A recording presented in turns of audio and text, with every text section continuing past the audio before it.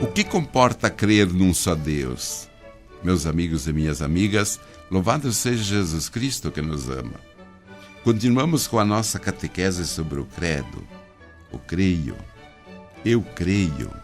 Queremos, assim, não somente aumentar os nossos conhecimentos intelectuais, queremos que a nossa vida tenha uma base mais sólida, um verdadeiro fundamento. Por isso que estamos estudando este compêndio, este catecismo, porque queremos nos colocar na perspectiva de Deus, queremos ouvir o que Deus nos ensina. E no compêndio do Catecismo da Igreja Católica, a pergunta de número 43 é a seguinte: o que comporta crer num só Deus? O que comporta? Quais as consequências de crer num só Deus? Isto já supõe que não é um ato de crer, de você crescer.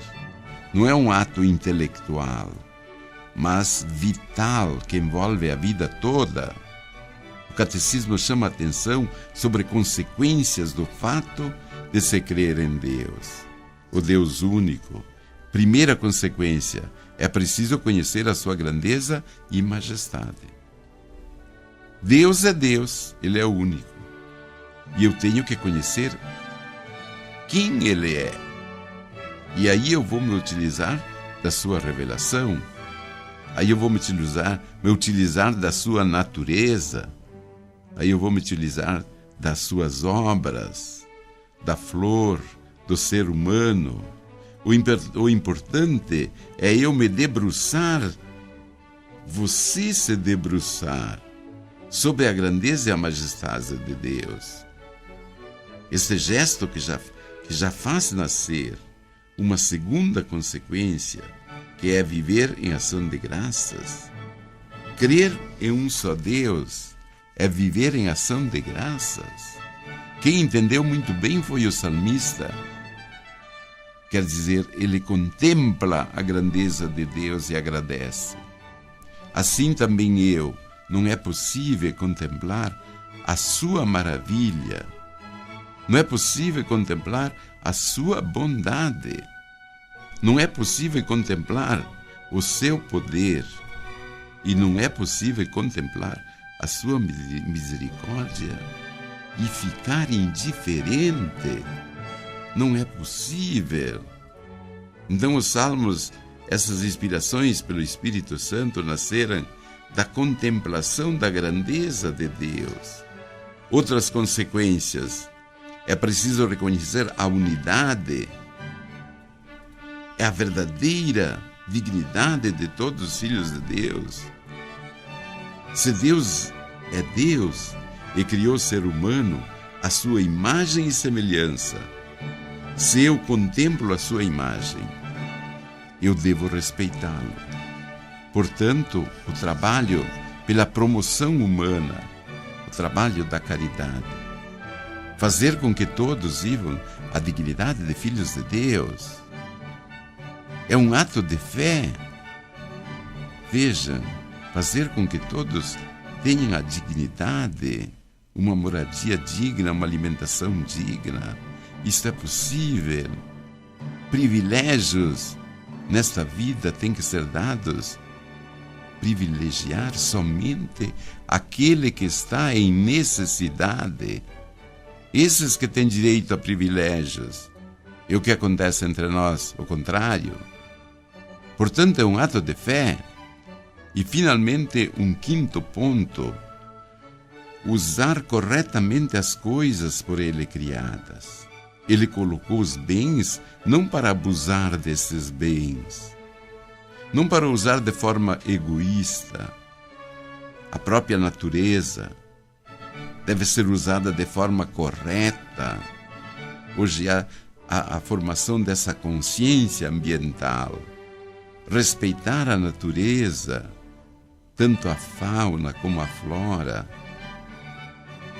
Imagine então um ser humano, o meu irmão. Eu devo respeitar cada irmão, criado à imagem e semelhança de Deus. Charles de Foucault, um beato recentemente, disse o seguinte, que quando descobriu que Deus existe, ele não tinha outra possibilidade senão de colocar toda a sua vida a serviço desse Deus que existe, e Ele é amor. Por isso, aliás, o amor do próximo, radicado no amor de Deus, é um dever antes de mais nada, para cada um dos fiéis.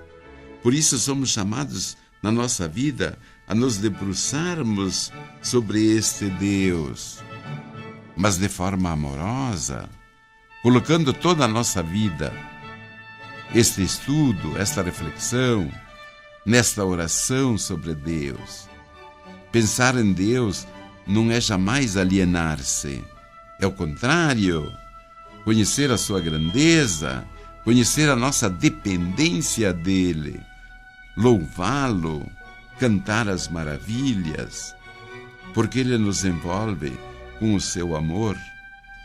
Para que você consiga isso, como Santa Faustina, onde Jesus lhe pediu: lembra-te, minha filha, que todas as vezes que ouvires o bater o relógio das 12 horas e as 3 horas da tarde, deves mergulhar toda a tua vida na minha misericórdia. Implora a onipotência dela com fervor pelo mundo inteiro, especialmente pelos pobres pecadores, porque nesse momento foi largamente aberta para todos a minha alma. Para isso façamos a oração da Divina Misericórdia. Eterno Pai, eu vos ofereço o corpo e o sangue, a alma e a divindade do vosso diletíssimo Filho, nosso Senhor Jesus Cristo, em expiação dos nossos pecados e dos do mundo inteiro. Pela sua dolorosa paixão, tende misericórdia de nós e do mundo inteiro. Por isso, peçamos a bênção de Deus Todo-Poderoso, o Pai, o Filho e o Espírito Santo. Amém.